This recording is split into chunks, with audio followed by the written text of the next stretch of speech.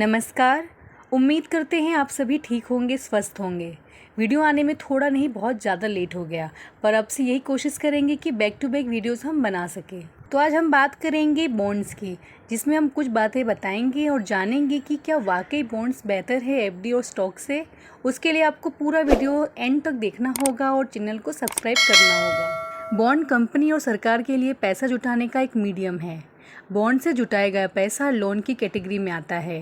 Company अपने business के expansion के लिए समय समय पर बॉन्ड से पैसा जुटाती है। सरकार भी इनकम और एक्सपेंस के डिफरेंस को पूरा करने के लिए लोन लेती है। वो बॉन्ड के जरिए ये लोन लेती है। सरकार जो बॉन्ड जारी करती है उसे गवर्नमेंट बॉन्ड कहते हैं। अगर इन्वेस्टर्स के नज़रिए से देखा जाए तो बॉन्ड को बहुत सिक्योर माना जाता है। खासकर गवर्नमेंट बॉन्ड बहुत ही सुरक्षित है। कारण ये है कि इनमें सरकार की गारंटी होती है। कंपनी का बॉन्ड उसकी फाइनेंशियल कंडीशन के हिसाब से सेफ होता है। इसका मतलब ये है कि अगर कंपनी की फाइनेंशियल कंडीशन ठोस है तो उसका बॉन्ड भी सुरक्षित होगा। कंपनी के फाइनेंशियल कंडीशन के ठीक न होने पर उसके बॉन्ड को सुरक्षा के लिहाज से अच्छा नहीं माना जाता है। कंपनी के बॉन्ड को कॉरपोरेट बॉन्ड भी कहा जाता है। बॉन्ड पर पहले से फिक्स इंटरेस्ट रेट मिलता है, इसे कूपन भी कहा जाता है। बॉन्ड पर पहले से फिक्स इंटरेस्ट रेट मिलता है, इसे कूपन कहा जाता है।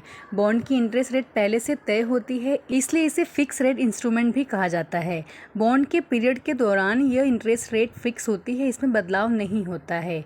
अपने फिस्कल डिफिसिट को पूरा करने के लिए सरकार बॉन्ड जारी करती है। सरकारी बॉन्ड को गवर्नमेंट सिक्योरिटीज़ कहा जाता है। इनके जरिए इन्वेस्टर्स से पैसा जुटाया जाता है। पहले बड़े इन्वेस्टर्स ही इसमें इन्वेस्ट कर पाते थे, पर अब छोटे इन्वेस्टर्स के लिए भी इनमें इन्वेस्ट की परमिशन है। बॉन्ड की एक मैच्योरिटी की पीरियड 1 से 30 साल तक हो सकती है। बॉन्ड से मिलने वाला रिटर्न को यील्ड कहा जाता है। बॉन्ड की यील्ड और उसके वैल्यू का आपस में उल्टा रिलेशन होता है।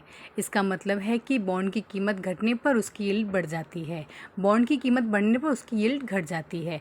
बॉन्ड क्या है, बॉन्ड कितनी तरह का होता है, इसमें इन्वेस्ट कितना सुरक्षित है, आपको इन सभी सवालों के जवाब मिल गए होंगे। अब हम आपको ये बताने जा रहे हैं कि बॉन्ड कैसे काम करता है। सबसे पहले आपको ये समझ लेना जरूरी है कि बॉन्ड एक तरह का लोन है। लोन जुटाने के लिए सरकार या कंपनियां बॉन्ड जारी करती हैं। मान लीजिए अगर एबीसी नाम की कंपनी को अपने बिजनेस के लिए लोन की ज़रूरत है, किसी वजह से वो बैंक से कर्ज नहीं लेना चाहती, फिर वो बॉन्ड के जरिए कर्ज लेने का फैसला करती है। अब एबीसी को बॉन्ड जारी करने से पहले कई चीज़ें तय करनी पड़ेगी। पहला ये कि वो बॉन्ड से कितना पैसा जुटाना चाहती है, दूसरा ये कि लोन कितने साल के लिए जुटाना चाहती है, तीसरा यह कि इस लोन पर वो कितना इंटरेस्ट देगी। आमतौर पर इंटरेस्ट ईयरली होता है। बॉन्ड के मामले में लोन को कूपन कहा जाता है। एग्जाम्पल की मदद से समझते हैं। आप मान लीजिए आपने एबीसी के बॉन्ड में इन्वेस्ट करते हैं।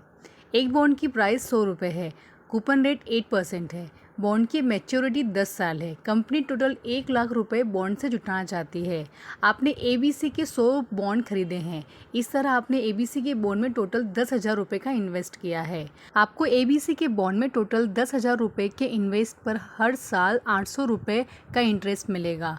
इस तरह 10 साल के पीरियड में आपको इंटरेस्ट के रूप में टोटल 8,000 रुपये की अमाउंट मिलेगी। 10 साल पूरे होने पर आपको एबीसी 10,000 रुपये की रकम वापस देगी। इस तरह एबीसी ने आपके 10,000 रुपये का इस्तेमाल अपने बिजनेस के लिए किया। इसके लिए उसने हर साल आपको इंटरेस्ट दिया। फिर मैच्योरिटी पूरी होने पर उसने आपका पैसा लौटा दिया।